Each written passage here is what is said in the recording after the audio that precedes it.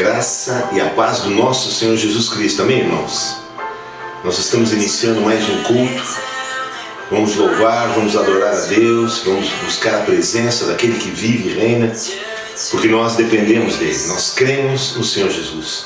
Nós cremos no seu poder, nós cremos no seu nome, nós cremos na obra da cruz.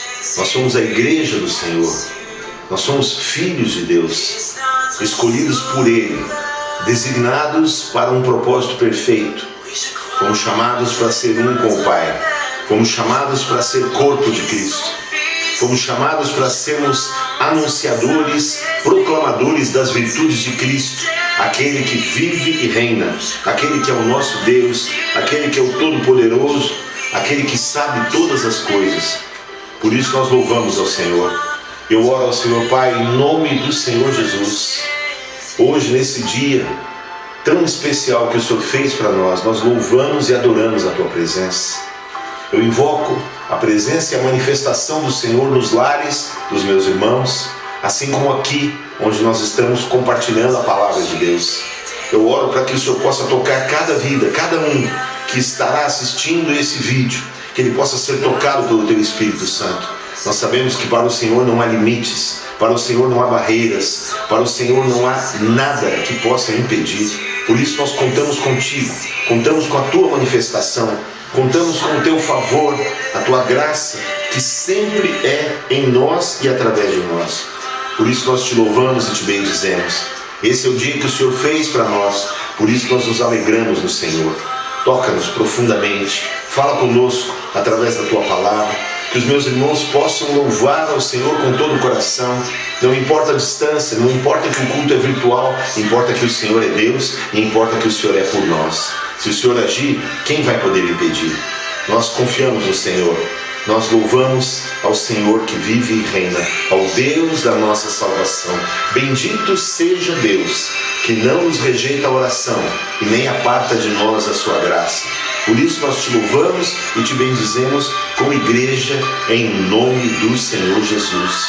Amém, queridos? Vamos louvar a Deus? Aí você na sua casa, onde você estiver, louve a Deus. Vamos colocar 2 cânticos para que possamos adorar ao Senhor. Amém? Louve a Deus.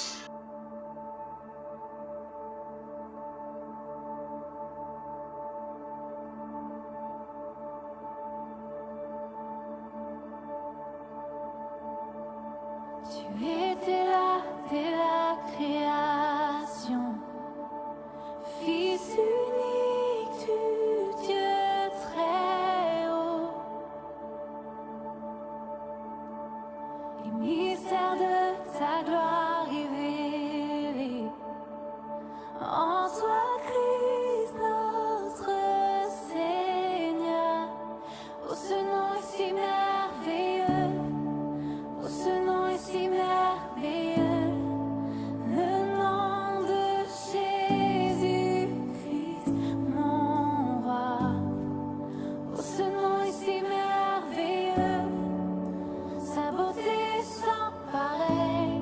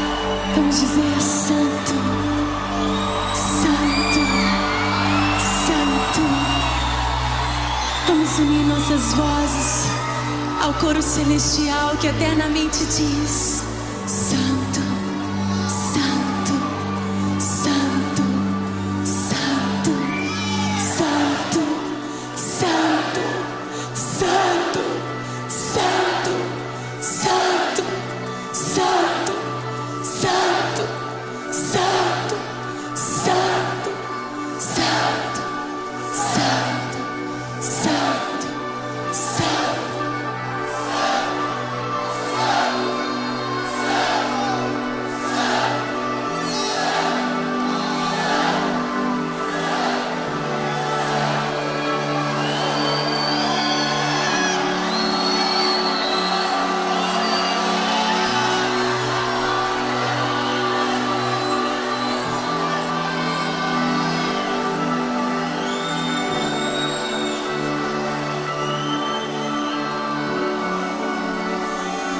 Eu não conheço outra canção que lhe descreva em perfeição. Eu não conheço outra canção que lhe descreva em perfeição. Santo, Santo, Deus poderoso.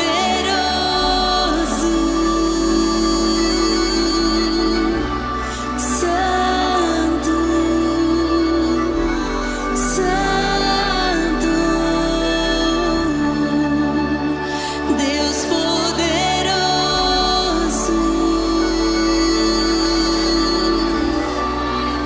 Tu és Deus poderoso,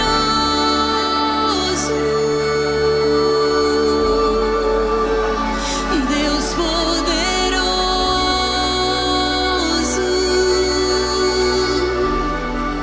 Só tu és Deus, Deus poderoso. Eu não conheço outra canção que lhe descreva em perfeição. Eu não conheço outra canção que lhe descreva em perfeição. Santo, Santo, Deus poderoso. Santo, Santo,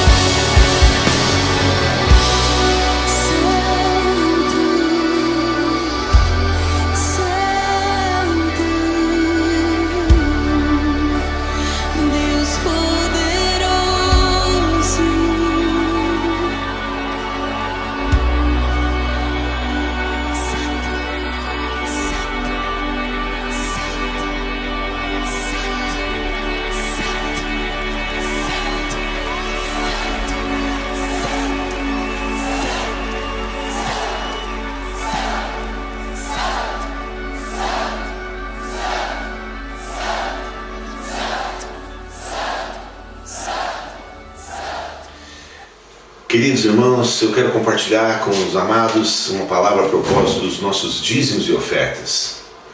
Eu quero usar um texto que na verdade muitas vezes é usado, é o último livro do Velho Testamento, o livro de Malaquias, no capítulo 3, no versículo 10.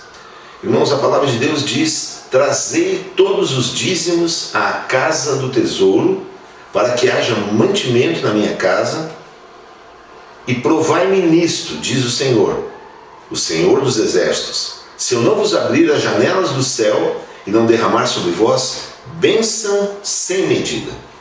Queridos, o texto todo ele é complexo. O texto antes, nos versículos 8 e 9, ele é um texto forte, mas eu quero compartilhar só isso com os irmãos, porque o meu objetivo é uma palavra que possa de fato trazer para os irmãos a revelação da graça e do favor do Senhor. A promessa do Senhor no final marca dizendo o seguinte: traga os dízimos, faça prova de mim e veja se eu não vou abrir para você as janelas dos céus e derramar bênçãos sem medida. Mas ele está fazendo isso porque você está respondendo a um chamado dele, e ele está te fazendo uma promessa. O que ele pede? Que haja mantimento na casa do Senhor, mantimento na minha casa. Então os seus dízimos e as suas ofertas servem para que haja mantimento na casa do tesouro. Portanto, faça prova de Deus, seja fiel. Eu sei que muitos ficaram sem trabalhar nesse tempo e as suas finanças apertaram. Eu sei que isso aconteceu porque aconteceu comigo também. Mas sabe uma coisa? Eu mantenho um princípio. Deus está em primeiro lugar. Portanto, eu não pago todas as contas para ver se sobra dinheiro para dizimar. Eu dizimo em primeiro lugar e depois eu pago as contas. E não tem faltado, porque Deus é fiel. Mesmo com uma parte dos irmãos não comparecendo, não vindo aos cultos, também não estão dizimando nem ofertando, mas Deus não tem me deixado faltar nada.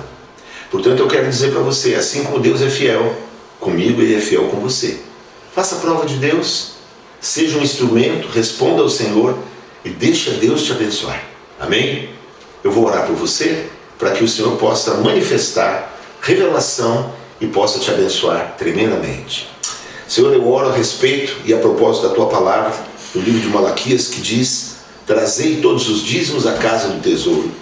A tua casa é o teu tesouro, porque aonde está o teu coração é que estão os teus tesouros, e o teu coração está na igreja. Nós somos o teu tesouro. Por isso, a palavra diz para que os irmãos possam trazer os seus dízimos, os seus recursos, 10% daquilo que recebem, à tua casa, para que a tua casa seja mantida.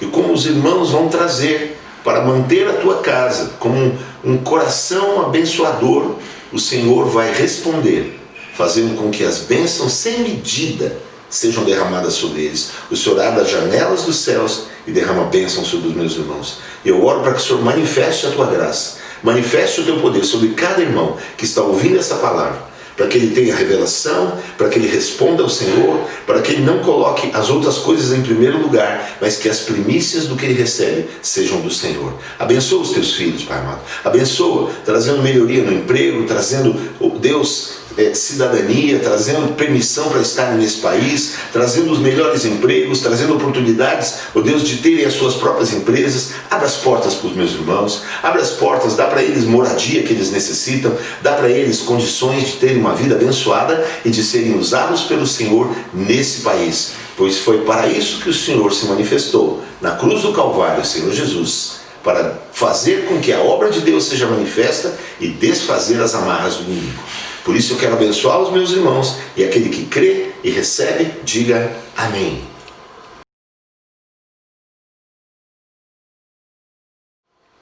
Amém, amados irmãos. Eu quero compartilhar uma palavra com os irmãos que o Senhor me deu nessa manhã. Eu acordei com Deus falando comigo, me falando sobre os versículos que Ele queria que eu compartilhasse.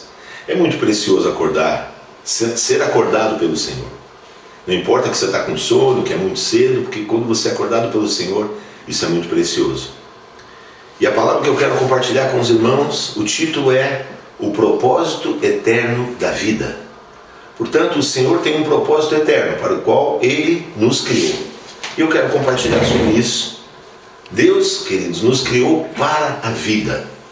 O livro de João, no capítulo 1, no versículo 1 até o 3, diz o seguinte: no princípio era o Verbo, e o Verbo estava com Deus, e o Verbo era Deus. Ele estava no princípio com Deus. Todas as coisas foram feitas por intermédio dele, e sem ele nada do que foi feito se fez. A vida estava nele, e a vida era a luz dos homens. Queridos, a vida estava nele, em Jesus Cristo. A vida está nele, em Jesus Cristo. Ela estava ali no princípio e continua estando. O propósito eterno da criação de Deus tem a ver com a essência do próprio Deus. Deus criou algo que tem a ver com Ele, com o Criador. Deus é Pai, Deus é Filho e Deus é Espírito Santo. Jesus, o Filho, ele é a expressão exata da plenitude de Deus. Jesus, ele é a própria vida. E foi para isso que ele, Jesus, criou o homem. Veja, a Bíblia diz que ele estava no princípio. Está lá no livro de João. Tudo foi feito por intermédio dele, Jesus. E sem ele, nada do que foi feito se fez. Eu e você fomos feitos por Jesus. E o propósito para o qual Jesus nos fez, ele é o realizador da vontade de Deus. Deus Pai. Então ele é o realizador. Deus Pai é o Criador, Jesus é o realizador da obra, da execução da obra de Deus. Ele é o consumador da obra de Deus. Então entenda, Jesus, ele criou o homem para ter vida, a sua própria vida, e vida em abundância. Entenda isso, Jesus, ele é o caminho, a verdade e a vida. E ele nos criou para termos vida, vida eterna, vida abundante, vida plena, vida saudável, vida suprida, vida com toda a paz, com toda a alegria, com amor, harmonia, uma vida perfeita. Deus nos criou para isso. Jesus nos criou para isso, porque Jesus é Deus. A palavra de Deus diz lá no livro de Gênesis, no capítulo 2, versículo 8: e plantou o Senhor Deus um jardim no Éden, na direção do Oriente, pôs nele o homem que havia formado. Do solo fez o Senhor brotar toda sorte de árvores agradáveis à vista e boas para alimento, e também a árvore da vida no meio do jardim, e a árvore do conhecimento do bem e do mal.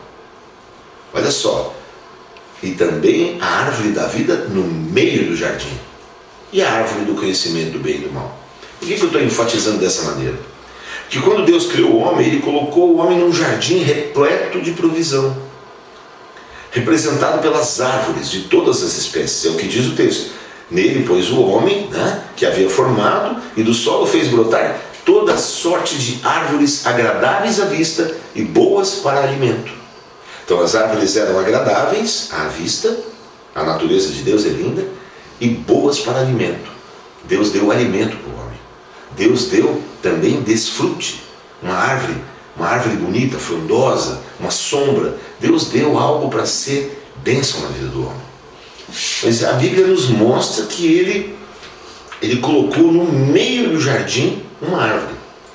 Quando você vê alguma coisa no meio, ela tem destaque. Então você vê que em tudo na vida, algo que está no centro é o foco da nossa atenção.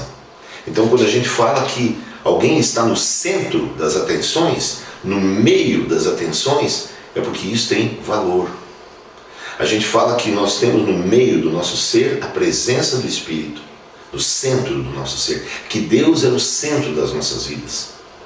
Então é importante você entender a importância do que a palavra está dizendo aqui, que Deus colocou no meio do jardim a árvore da vida.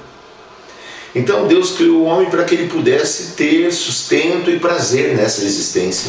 Colocou o homem num jardim. Éden significa jardim de delícias. Os irmãos já sabem disso.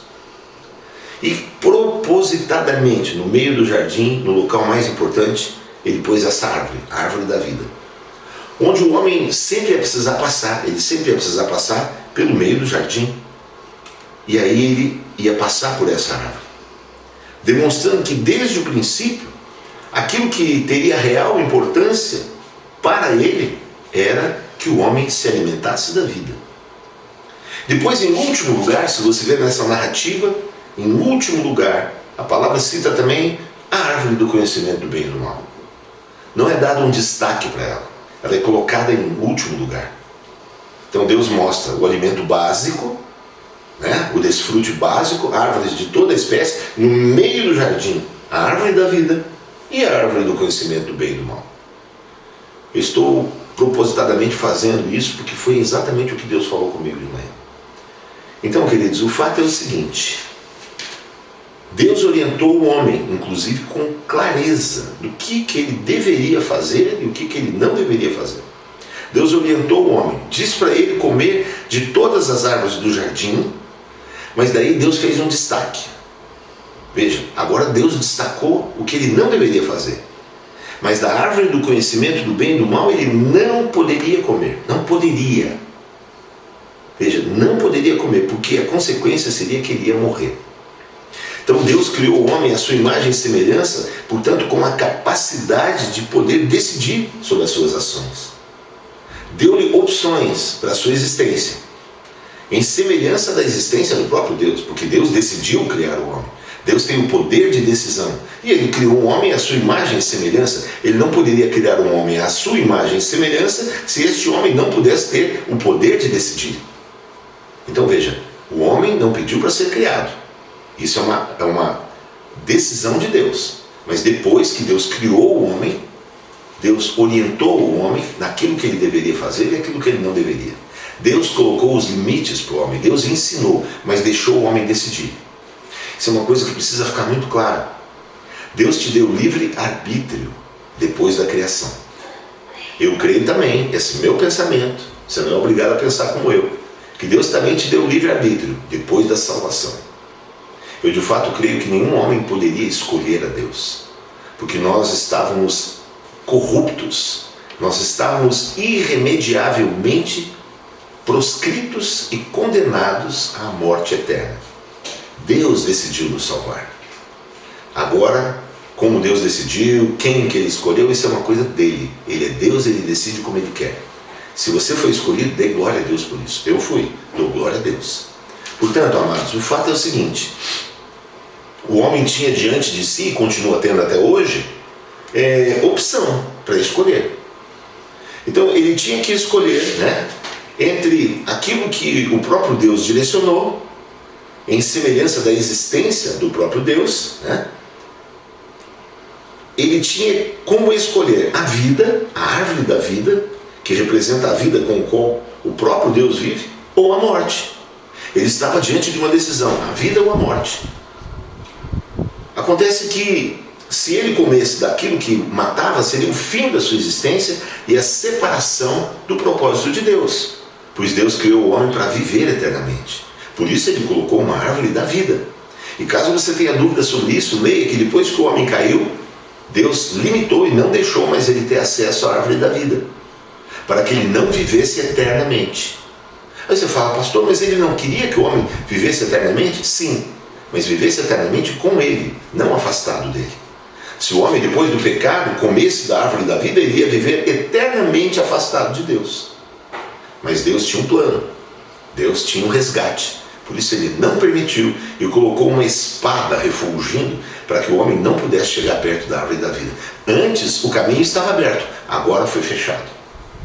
Portanto, amados, o fato é o seguinte: o homem que não pudesse escolher, ele não seria como Deus. Ele precisava ter o poder de escolha. E infelizmente o homem escolheu mal.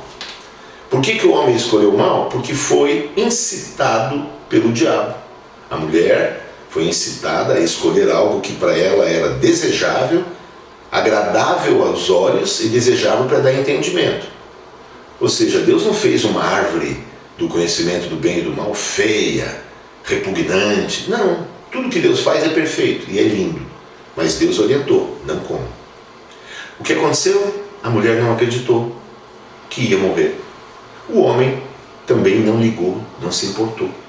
E os dois caíram. Portanto, queridos, Deus, ele é bom, e Deus não desiste da criação. Mesmo o homem tendo caído, Deus tinha um plano. A Bíblia fala que Jesus Cristo, o Cordeiro de Deus, foi morto desde a criação, desde a fundação do mundo. Ou seja, já estava planejado. Deus já sabia que isso ia acontecer e já planejou. Mas mesmo assim, Deus não impediu o homem de fazer a escolha. Veja, por isso muita gente não entende. Ah, como que Deus permitiu tal coisa? Porque Deus te dá a liberdade de escolha. Você pode escolher. Você pode escolher crer nisso que eu estou falando também. E pode escolher não crer. Mas o que eu peço ao Espírito Santo é que Ele te conduza a crer nessa palavra. Porque Deus não desiste da sua criação. Mas sabe, depois de Deuteronômio 30, 19, essa palavra Deus falou comigo muito tempo atrás, me lembrou hoje de manhã. Deuteronômio 30, 19 até o 20, ele diz: os céus e a terra tomam hoje por testemunhas contra ti, que te propus a vida e a morte, a bênção e a maldição. Escolhe, pois, a vida, para que vivas tu e a tua descendência, amando o Senhor teu Deus, dando ouvidos à sua voz e apegando-te a Ele. Pois disto depende a tua vida e a tua longevidade, para que habites na terra que o Senhor, sob juramento, prometeu dar a teus pais, Abraão, Isaque e Jacó. Olha, a palavra de Deus diz que em Abraão, Deus abençoaria todas as nações da terra. A promessa de Deus não volta atrás. Então Deus prometeu, mas Deus deu escolha. E de novo, antes do povo entrar, Deus fez em Deuteronômio, né? Se você ler Deuteronômio 28, você vai ver as bênçãos e as maldições. Então Deus apresentou, Deus mostrou, Deus explicou, assim como Ele fez com Adão. Deus explicou o que podia ser feito e o que não podia. Leia Deuteronômio 28 depois, medite sobre isso. E aqui Deus finaliza dizendo para ele: olha, eu te expliquei, eu te disse o que vai trazer para você bênção e o que vai trazer maldição. Mas mais uma vez ele diz, assim como ele diz para o homem: não come da árvore da vida, não come da árvore do conhecimento do bem e do mal. Deus não disse, come da árvore da vida, mas ele deixou no meio do jardim. Qual que era o prazer de Deus? O prazer de ver o filho escolher a coisa certa. Assim como você tem prazer de ver o seu filho fazer uma coisa correta. Você vê o seu filho chegar para você e falar assim: pai, eu quero comer brócolis. Você fala: nossa, meu filho quer comer brócolis. Talvez você não goste de brócolis, mas a gente tem o brócolis como sendo a expressão de uma verdura saudável, faz bem, tem ferro, etc. e tal. Entenda bem, você tem prazer em ver o seu filho escolher o que é bom. Se você gosta de alguma coisa e o seu filho gosta da mesma coisa, você fala: puxa, que bom, meu filho gosta do mesmo que eu. Agora Deus fez uma limitação para o homem aqui. Ele falou: olha, está aí a vida, a morte, a bênção, a maldição. Escolhe a vida. Aqui Deus está falando para o homem: escolhe a vida. Por quê? Porque quando Deus, no primeiro momento, deixou o homem livre para escolher, mas não falou escolhe a vida, o homem acabou escolhendo a maldição. E eu, humildemente, penso que Deus aqui resolveu ser um pouco mais explícito, um pouco mais claro. Escolhe a vida. Eu te digo agora, meu irmão, e eu digo para mim mesmo: vamos escolher a vida. Vamos escolher a vida. Sabe, queridos, Deus criou o homem então para ter uma vida junto dele, para ter com ele um relacionamento íntimo, conversa de pai e filho, sabe, constantemente, abençoando, suprindo completamente em todas as coisas. É depois da queda do primeiro homem no pecado, esse agora não conseguia mais ter relacionamento com Deus, porque ele não pôde mais ficar na presença de Deus. Porque a Bíblia diz que os nossos pecados fazem separação entre nós e o nosso Deus. Portanto, meus amados, o homem agora não conseguia mais estar perto de Deus. A Bíblia fala que Deus vinha falar com ele todos os dias, na viração do dia. Adão, onde você está? Olha a pergunta de Deus. Deus sabia todas as coisas, mas Deus queria que Adão se manifestasse. Assim como você, quando tem um filho, você quer ver o filho aprender a comer, aprender a andar, aprender a fazer as coisas. Quando o filho fala o teu nome pela primeira vez: papai, é uma emoção tão grande. Deus criou o filho para ter prazer nele. Deus nos criou para ter prazer em nós, queridos. E Ele quer que nós tenhamos prazer nele também. Portanto, meus amados, o fato é o seguinte: o homem agora não conseguia mais ouvir a Deus para saber como proceder. Agora que o homem conhecia o bem e o mal, ele ia ter que tomar decisões sozinho. E assim até hoje nós estamos fazendo. tomando decisões sozinhos, sem ouvir a Deus. Veja, o fato é que quando você não ouve a Deus, você faz as coisas do jeito que você quer. E aí você está no centro, não é Deus que está no centro. Então alguém que não consegue dizimar e ofertar é porque ele está no centro. Ele fala, não, isso aqui é meu, não vou dar para pastor, não vou dar para a igreja, eu tenho que cuidar primeiro de mim mesmo. É o homem no egoísmo. É só um exemplo. Então, queridos, o fato é o seguinte, o fato é que por causa da perda da convivência com Deus, convivendo com Deus vai acontecendo o quê? Você fica cada dia mais parecido com Ele. Convivência traz similaridade, semelhança. Mas agora afastado, o homem foi ficando cada dia mais diferente de Deus, distante de Deus. Infelizmente, quem é que comanda o mundo? O diabo. O homem foi ficando cada dia mais parecido com o diabo. Cada dia mais parecido com o inimigo de Deus. E o inimigo de Deus, ele é o quê? O ladrão, por isso tem tanto roubo. Ele é o destruidor, por isso tem tanta gente querendo destruir um ou outro. Sabe, ele veio para roubar, matar e destruir. Por isso que um mata o outro, um povo mata o outro. Por isso que você tem países que são tão ricos e outros que estão morrendo de fome. Por isso que hoje no mundo é a maior tecnologia já existente até hoje. O maior volume de alimentos existentes no mundo até hoje. Tem alimentos sendo jogados fora, enquanto tem gente morrendo de fome. Tudo por quê? Por causa do dinheiro. Dinheiro está em primeiro lugar. A Bíblia nos ensina que o amor às riquezas é o maior inimigo de Deus. Que é algo que afasta as pessoas de Deus. Então, se você está aqui na Bélgica, está só atrás de trabalho para ter dinheiro, para ter recurso, para construir alguma coisa no Brasil, você acaba se afastando. Porque isso está em primeiro lugar na sua vida. Eu não estou, em nome de Jesus, condenando ninguém que quer prosperar. Só estou dizendo para você que é um caminho para você prosperar. Que é menos tribuloso, muito melhor sucedido, muito mais prazeroso. Que é colocar a Deus em primeiro lugar. Porque Deus quer te abençoar. Deus não quer que você fique sem as coisas, mas Ele quer que você dependa dEle para conseguir. Que você se relacione com Ele para saber como fazer as coisas. Deus não queria impedir o homem de conhecer o bem e o mal. Deus queria contar para ele o que ele deveria fazer. Porque sob a ótica de Deus, que enxerga tudo de maneira superior, Ele enxerga alguma coisa que às vezes você pensa que é bem e Ele sabe que é mal. E que às vezes você pensa que é mal, mas Ele sabe que é bem. Deus quer um homem se relacionando com Ele para depender dEle para tomar as suas decisões. Deus quer relacionamento. Mas muitos dizem, não tenho tempo. A hora que eu conseguir tal coisa, aí eu vou buscar a Deus. Não. Deus tem que estar em primeiro lugar. As demais coisas vão ser acrescentadas.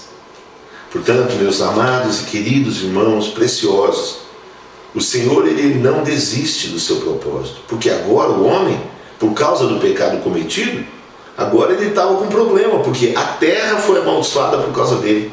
As coisas ficaram mais difíceis na face da terra por causa do pecado do homem.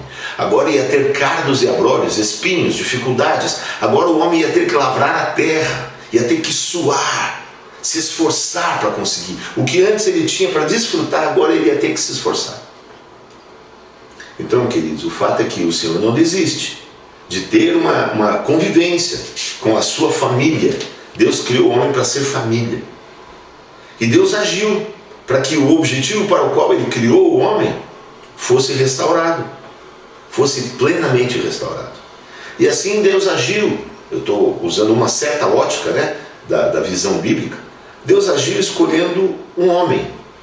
Então veja, Deus escolheu Abraão. Esse é só um exemplo. Deus escolheu muitos homens na história bíblica. Mas Abraão é tido como o pai da fé. E Ele escolheu um homem. Para quê? Para nele, no exemplo dele, na ação sobre a vida dele, no testemunho dele, aquele que cresce em Jesus pudesse ser tremendamente abençoado. Então Deus fez uma promessa para Abraão. E essa promessa foi de que ele, Abrão, que significava pai exaltado, viria a ser pai de multidões. E para isso já, mesmo ele não tendo filho, mesmo sendo estéril, ele, a esposa dele, ele não tinha filhos, quer dizer, ele não era, mas a esposa era estéril. Eles não tinham filhos, mas Deus falou para ele assim, você vai ser pai de multidões. Abrão significava pai exaltado, mas ele não tinha filhos. Então ele não era exaltado, ele não tinha filhos. porque a sua esposa não podia reproduzir. Mas Deus já prometeu para ele que ia ser pai de multidões. Ele não tinha nenhum filho e já tinha mudado o nome dele para pai de multidões. E ele ficou um tempão ouvindo isso, sem ter filhos. Mas ele creu, e a Bíblia fala que nisso ele foi considerado, foi imputado para a sua justiça, foi tomado em consideração, foi dado um crédito para ele de ser chamado pai de multidões e de ser chamado de pai na fé. Portanto, aqueles que creem em Jesus são filhos de Abraão pela fé. A mesma fé de Abraão. E assim as promessas que Deus fez para ele de prosperá-lo, e prosperou Abraão, ele se tornou um homem riquíssimo. Por quê? Simplesmente porque ele creu em Deus e obedeceu a ordem de Deus.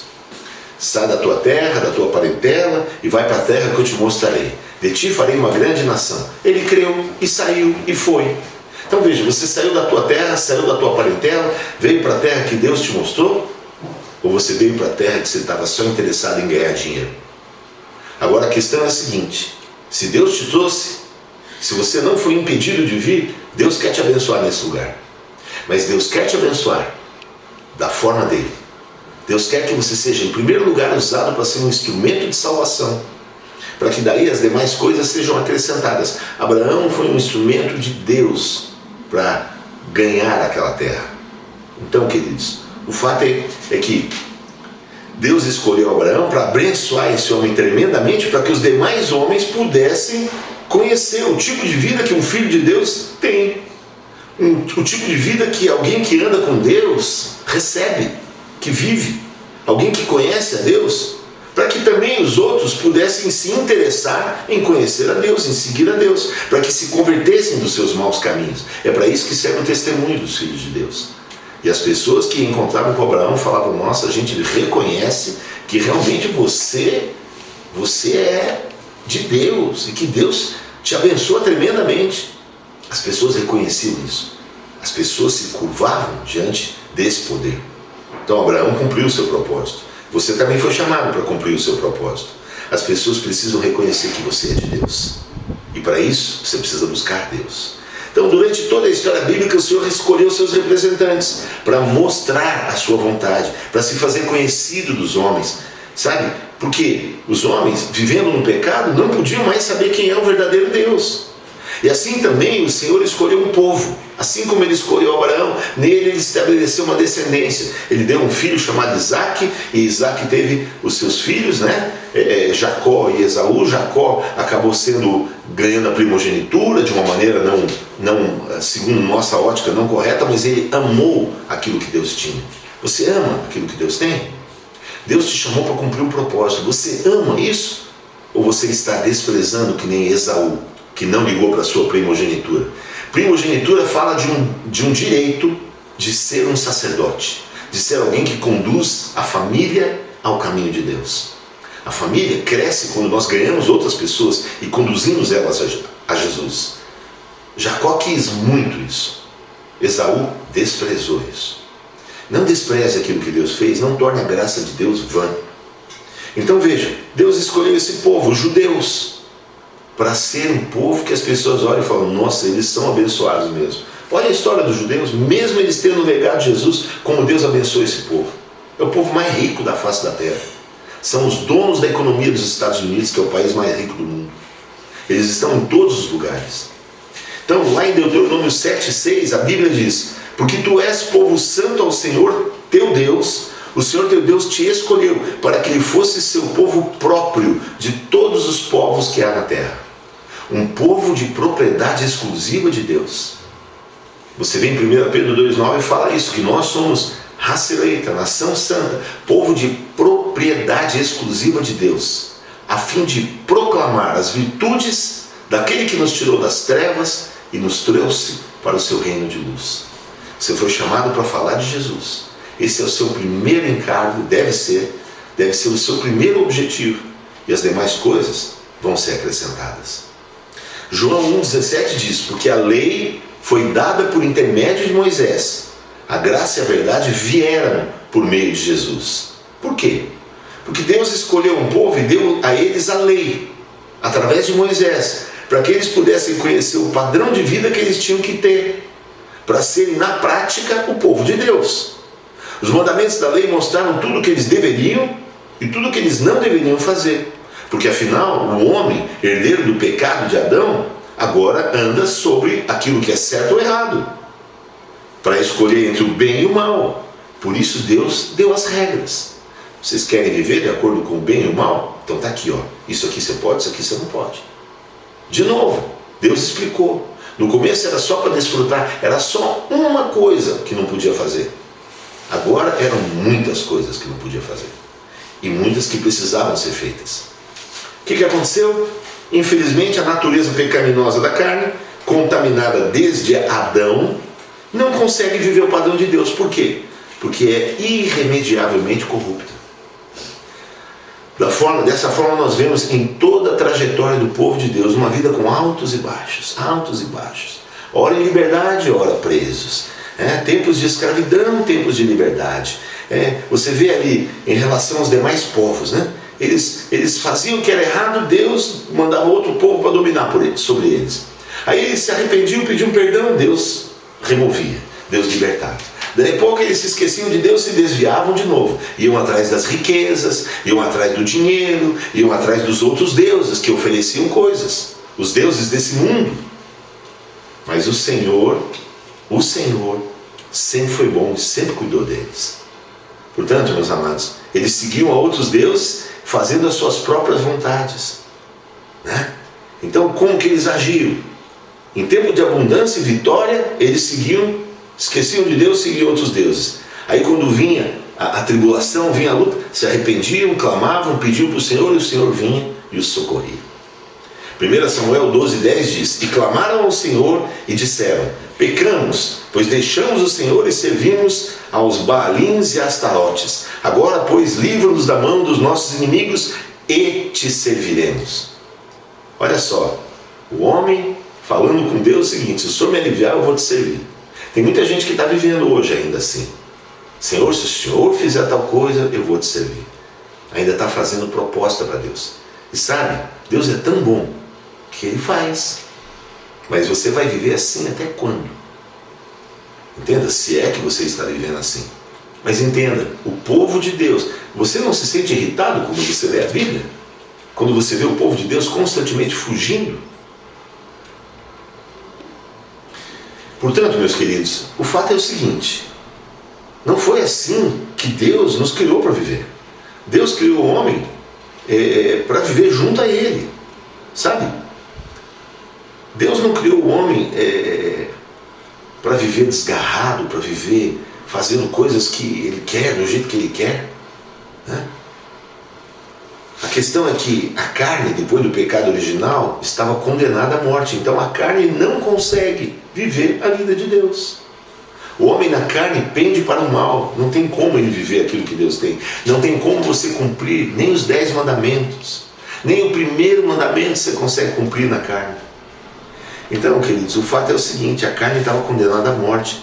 Foi necessário que o próprio Jesus, o próprio Deus, melhor dizendo, porque Jesus é Deus, descesse para mudar essa história. Ele deu oportunidades aos homens? Deu. Ele mandou profetas, ele levantou reis, ele mandou pessoas para falarem da parte dele, ele escolheu homens, ele escolheu um povo, ele fez juízo já na terra, né? Mas depois que Jesus veio, nós estamos na dispensação da graça. Mas eu quero te falar, esse tempo está acabando. Está acabando. Jesus está voltando e não deve tardar. Então nós estamos vivendo os tempos do fim. Essa pandemia mostrou claramente que nós estamos vivendo os tempos do fim. O inimigo tem se levantado para impedir a igreja de se reunir. Nós estamos esperando que no próximo domingo a gente já possa se reunir para fazer um culto. A informação inicial é que poderia ser feito isso. Agora eu estou aguardando a confirmação do Sinódio Federal, porque eles nos mandaram um alerta dizendo que era para esperar para tomar essa decisão. Eu estou querendo muito voltar a reunir em células, voltar a fazer o nosso culto presencial, porque o culto virtual tem irmãos que simplesmente não assistem, tem outros que acordam mais tarde, aí vão ver, né? Então assim, não tem aquela mesma coisa que a gente tinha antes, e nós precisamos ter isso de volta. Vamos esperar que Deus faça isso, né? Mas vamos orar. Portanto, queridos, o fato é o seguinte: O fato é que o homem natural simplesmente não consegue viver o padrão da lei de Deus, por causa da natureza do pecado. Porque por mais que ele consiga discernir entre o bem e o mal, as suas decisões vão variar em função do que ele pensa que é certo ou errado. Segundo a visão egoísta do homem, ele sempre vai buscar o seu próprio interesse, em detrimento dos interesses dos outros. Então, dessa forma, cada pessoa na face da Terra, ela se coloca como sendo o centro de todas as coisas, decidindo o que ele quer, como se ele fosse Deus. Esse foi justamente o pecado do diabo. O diabo quis ser Deus e injetou isso no homem. Você vê que age como criança. A criança, o que ela faz? Ela fala, eu quero, eu quero, eu quero. Não importa se pode ou não pode, ela quer. E a vontade dela, ela quer que seja feita. Então, amados, Romanos 8,3 diz: porquanto o que fora impossível à lei, no que estava enferma pela carne, isso fez Deus, enviando o seu próprio Filho em semelhança de carne pecaminosa, e no tocante ao pecado. E com efeito condenou Deus na carne o pecado, a fim de que o preceito da lei se cumprisse em nós, que não andamos segundo a carne, mas segundo o Espírito. Paulo já está fazendo aqui em Romanos uma visão profética, dizendo que nós andamos segundo o Espírito. Por quê? Porque esse é o padrão que o povo de Deus deve andar. Não segundo a carne, mas segundo o Espírito. A questão é que isso é uma profecia, isso é uma palavra liberada para gerar isso no mundo espiritual, mas na igreja de Roma havia muita gente carnal. Então o fato é o seguinte: era impossível a lei. Impossível. Por quê? Porque ela estava enferma pela carne. O que significa dizer? A carne não consegue cumprir a lei. Então Deus enviou Jesus por causa disso, em semelhança de carne pecaminosa, mas Jesus nunca pecou. E no tocante ao pecado, então veja, Jesus nunca pecou, mas Deus enviou ele para morrer no nosso lugar. Ele se assemelhou a nós ali na cruz como um pecador, se assemelhou, mas não pecou. Por causa disso a morte não pôde contê-lo. Foi essa a estratégia de Deus para nos livrar do mal.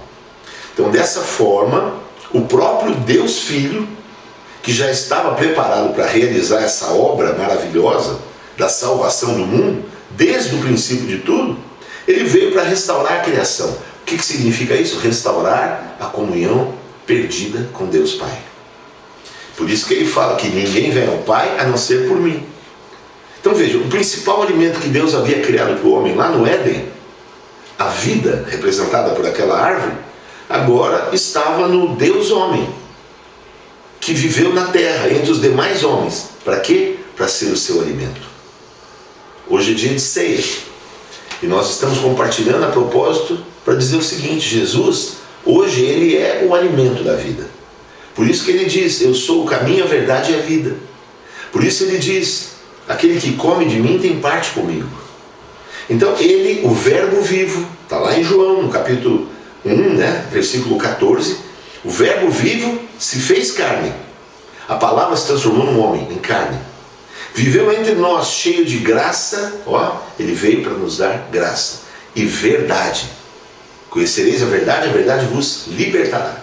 Jesus, ele está te dando hoje da sua graça e da sua verdade, para que você seja liberto de viver na carne, fazendo as coisas segundo você quer, segundo você pensa, para que você possa fazer do jeito que ele quer e que ele pensa. Nós temos a mente de Cristo, diz a palavra. Veja, e ele veio em glória. Nós vimos a glória, a Bíblia diz. Glória como do único nascido do Pai. Por quê? Perfeito, sem pecado. Isso tem glória. Ele veio para quê? Para dar vida, e vida em abundância. João 10:10. Por quê? Porque o inimigo veio para roubar, matar e destruir. Mas eu vim para que tenham vida e vida em abundância. Jesus tem vida para nós. Portanto, meus amados, o pão vivo que desceu do céu dá vida a todo aquele que nele crê. Ele dá vida. A comunhão que havia sido perdida pelo pecado, pelo conhecimento do bem e do mal, agora foi restaurada. De que maneira? Pelo conhecimento da vida que está em Jesus. Quanto mais você conhece Jesus, mais você come da vida, mais você conhece a vida.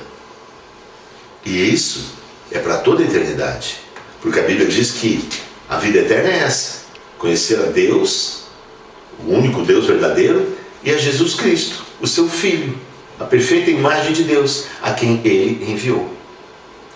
Quando nós conhecemos a Cristo, nós nos alimentamos da vida. A vida que estava naquela árvore, que Adão tinha que ter comido, agora Deus nos deu a oportunidade de comer. Você foi alcançado por Ele, você foi salvo por Ele, e agora você pode comer dele. Quem come dele tem parte com Ele. Então, hoje Jesus é a própria árvore da vida. Por quê? Colossenses 3,11 diz que Ele é tudo em todos. Muitos ainda procuram Jesus só na hora da luta e do sofrimento. E tem Jesus simplesmente como uma fonte de recursos para ser usada segundo as suas necessidades.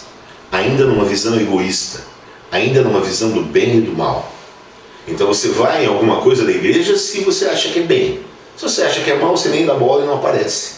Assim você está dizendo para Deus, com a sua atitude, que você não está ligando para aquilo que a igreja, que é dele, está fazendo. Mas quando você valoriza, fala, não, a igreja é de Deus, eu sou igreja, eu não vou na igreja, eu sou igreja, então eu participo de tudo. Eu vou aos cultos, eu participo das lives, eu participo dos cultos virtuais, eu participo das células virtuais. Por quê? Porque essa é a vida que a igreja tem, e eu sou igreja, eu participo disso. Mas muitos fazem só quando dá tempo, só quando é conveniente, só quando estão com algum problema, alguma necessidade, precisando pedir uma oração. Eu digo para você, mesmo assim Deus atende. E eu também, eu sou pastor. Se precisar de mim, eu estou à disposição para te atender. Mas eu quero dizer para você, há um caminho superior que você pode viver e que você deve viver. Há um caminho superior. João 6,26, respondeu-lhe Jesus, em verdade vos digo, vós me procurais, não porque vistes sinais, mas porque comestes dos pães e vos fartastes. Trabalhai não pela comida que perece, mas pela que subsiste para a vida eterna, a qual o Filho do Homem vos dará, porque Deus o Pai o confirmou com o seu selo. Olha o que Jesus está falando. Jesus é perfeito e extremamente gracioso. Ele supre o que são seus. Mas o que Ele tem para nós é muito superior a viver trabalhando pela comida que perece, trabalhando simplesmente para ter recursos financeiros, trabalhando para acumular coisas. Essas coisas que nós estamos acumulando estão entesourados para o fogo. Porque o Senhor vai vir e o que Ele vai querer de nós são as almas que forem salvas.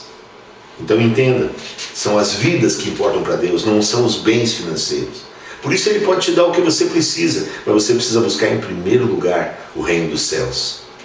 E as demais coisas vão ser acrescentadas. Então Ele supre. Aqueles que tiverem revelação de que o principal propósito da criação de Deus é relacionamento, eles vão buscar a Deus. No relacionamento com o Espírito Santo, de forma constante, diária, intensa, pelo puro e simples prazer de estar com Deus, não por interesses. Tem algum problema se você tem interesse em pedir algo para Deus? Claro que não, eu tenho muitos interesses e peço para Deus, mas o meu maior prazer é estar junto dele, é perceber Deus movendo, é ouvir a palavra, é ser tocado pelo Espírito.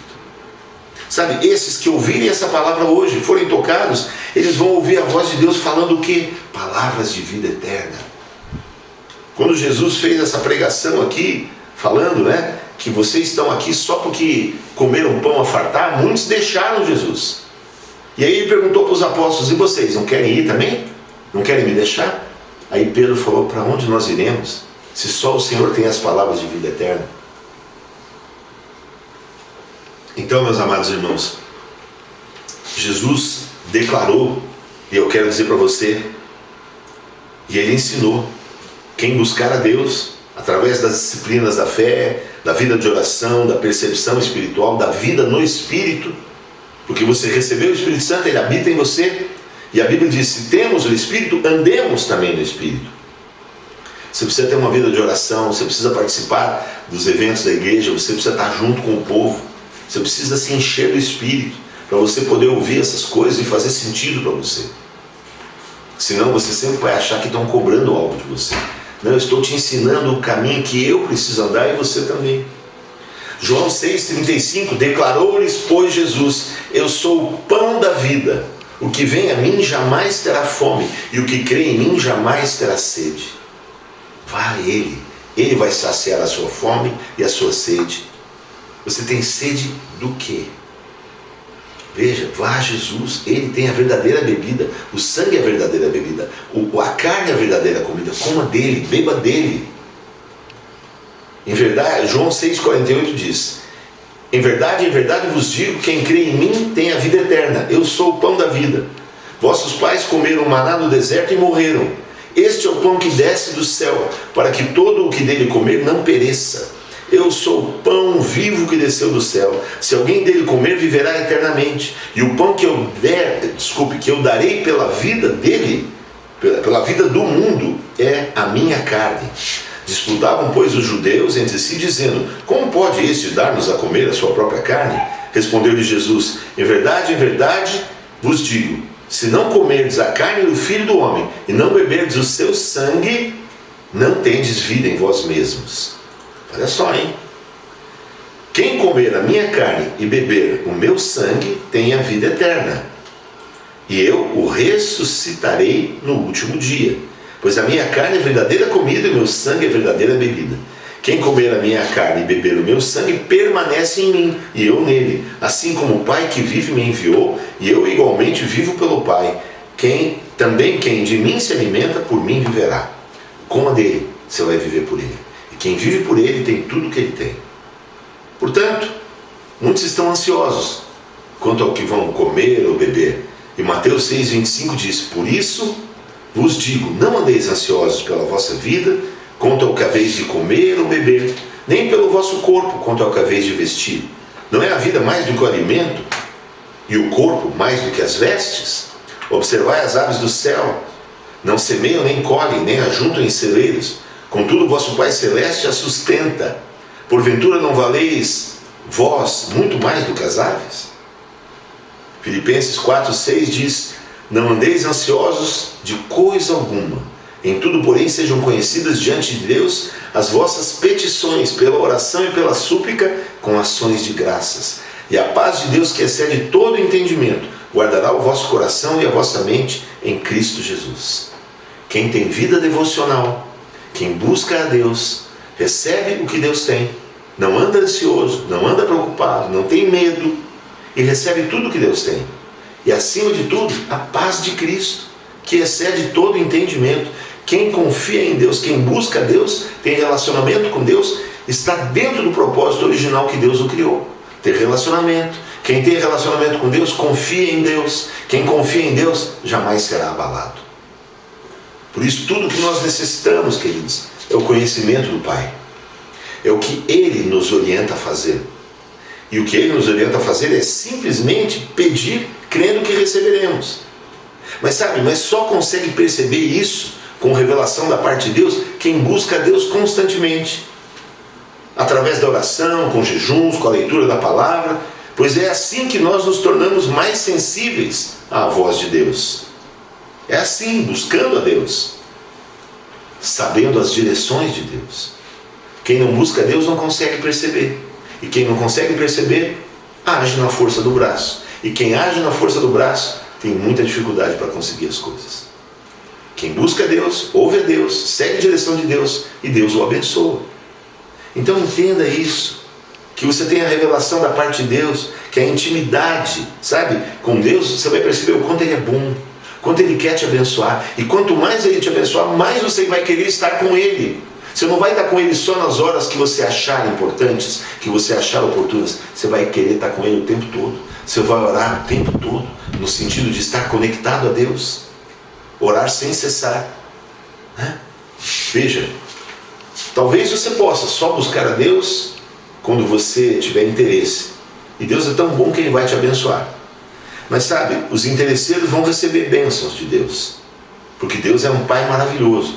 Mas os apaixonados, aqueles que têm intimidade e se apaixonam pelo Senhor e amam o Senhor, aprendem a viver o primeiro mandamento, eles vão receber de um alimento especial.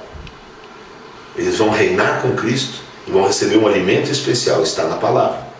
Esse alimento escondido, a Bíblia chama de maná escondido, reservado aos mais íntimos, reservado àqueles que desde agora entenderem essa mensagem e quiserem colocar Deus em primeiro lugar, e não as demais coisas. Eles vão receber no paraíso de Deus esse maná e ainda por cima vão reinar com Jesus no milênio. Apocalipse 2,7, para a gente finalizar, diz: quem tem ouvidos, ouça o que o Espírito diz às igrejas. Ao vencedor dar-lhe-ei que se alimente da árvore da vida, que se encontra no paraíso de Deus. A árvore da vida na Bíblia só está em Gênesis e em Apocalipse. Aquilo que Deus planejou lá no começo, Ele está consumando agora. Em breve o Apocalipse vai acontecer. E aí, aquele que tem ouvidos, a Bíblia diz, ouça. Ao vencedor eu vou dar para ele que ele se alimente da árvore da vida. Entenda, o propósito original está sendo resgatado. Porque o vencedor hoje já é aquele que se alimenta de Cristo. Então a promessa de Deus é clara. Apocalipse 2,17 diz: quem tem ouvidos, por isso se você tem ouvido, ouça o que o Espírito diz às igrejas. Ao vencedor dar-lhe-ei do maná escondido, bem como lhe darei uma pedrinha branca, e sobre essa pedrinha escrito um nome novo, o qual ninguém conhece, exceto aquele que o recebe. Deus tem um novo nome para você. A pedrinha branca fala de novidade da parte de Deus e de coisa firme. Mas quem tem ouvidos, ouça. Você vai ter um maná escondido, um alimento especial. Só aqueles que têm essa disposição de buscar a Deus vão comer desse maná e vão reinar com Cristo. Sabe por quê? Que nós somos videira? Que o nosso encargo é edificar uma igreja de vencedores, onde cada membro é um sacerdote, alguém que é usado por Deus. E cada casa é uma extensão da igreja. É assim que nós vamos conquistar a nossa geração para Cristo.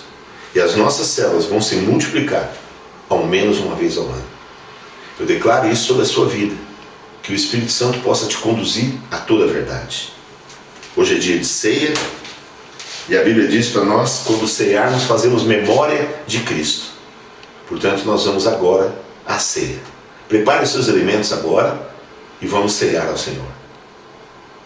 A palavra de Deus, o Senhor Jesus disse na última ceia.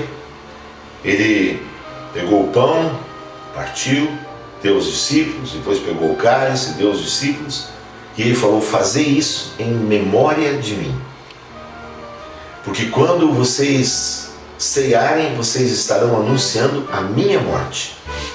Então veja, Jesus morreu e nós precisamos anunciar que ele morreu por causa dos pecados do homem, por causa do pecado.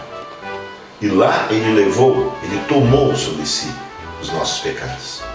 Portanto, o corpo dele foi partido no sentido espiritual para que nós pudéssemos ser preservados. O sangue dele foi derramado para que o nosso sangue pudesse ser preservado. Jesus morreu no meu lugar, no seu lugar, para que nós tenhamos vida e a tenhamos em abundância. Quando você se alimenta da palavra, você se alimenta do pão da vida. Quando você bebe do sangue, você bebe a vida de Deus. Por isso ele diz: aquele que me busca, me encontra. Aquele que come de mim e bebe de mim, ele tem vida. Quando nós buscamos a Deus, quando nós oramos, quando nós nos enchemos da sua palavra, né? Nós conhecemos a palavra e nos enchemos do Espírito, fluímos no Espírito, buscamos a presença de Deus, o Espírito nos conduz a toda a verdade. E aí nós somos transformados. Quem não tem vida de oração, quem não tem vida devocional, quem não participa das atividades da igreja, não consegue viver isso. Portanto, é importante que você entenda, esse é o caminho que nós precisamos seguir. Nós vamos nos alimentar desse pão como uma imagem daquilo que nós precisamos fazer no dia a dia. Não é simplesmente a ceia aqui, o ritual da ceia, mas essa ceia precisa expressar algo que você se dispõe a viver no seu dia a dia. Portanto, pegue o seu pão agora, levante o seu pão,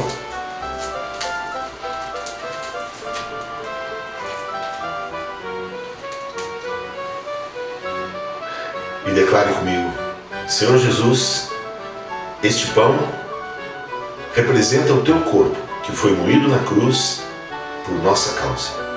O Senhor ali pagou com o seu corpo santo pelos nossos pecados. O Senhor carregou sobre si as nossas enfermidades, as nossas maldições e as nossas dores o Senhor levou sobre si. O castigo que nos traz a paz estava sobre o Senhor, e pelas tuas pisaduras nós fomos sarados. Por isso, ao comer desse pão, nós estamos anunciando a tua morte. E estamos declarando que o Senhor, que morreu no nosso lugar, é o nosso dono. Nós somos teus, pertencemos ao Senhor. Nós comemos de ti e temos parte contigo. E nós permanecemos no Senhor. E queremos estar contigo por toda a eternidade, porque foi essa a tua promessa e a tua palavra. Por isso nós te agradecemos. Levante o seu cálice e diga assim: este cálice é a nova aliança, feita no teu sangue, Senhor. Sangue que nos purifica, que nos lava completamente dos nossos pecados e que pagou o preço por tudo aquilo que nós fizemos de errado. Por isso, o teu sangue precioso, derramado na terra, nos redime de todo mal. Ao beber desse sangue, nós estamos anunciando a tua salvação, a tua morte, a tua ressurreição e a tua salvação. E que nós somos teus. Nós bebemos de ti e temos parte contigo. Essa é a nova aliança que o Senhor fez conosco. E nós hoje renovamos essa aliança com o Senhor ao tomar a tua ceia. Você pode agora comer do pão, beber do cálice. Se você está em família, compartilhe com a sua família, para que eles possam ter também a participação na ceia. Amém?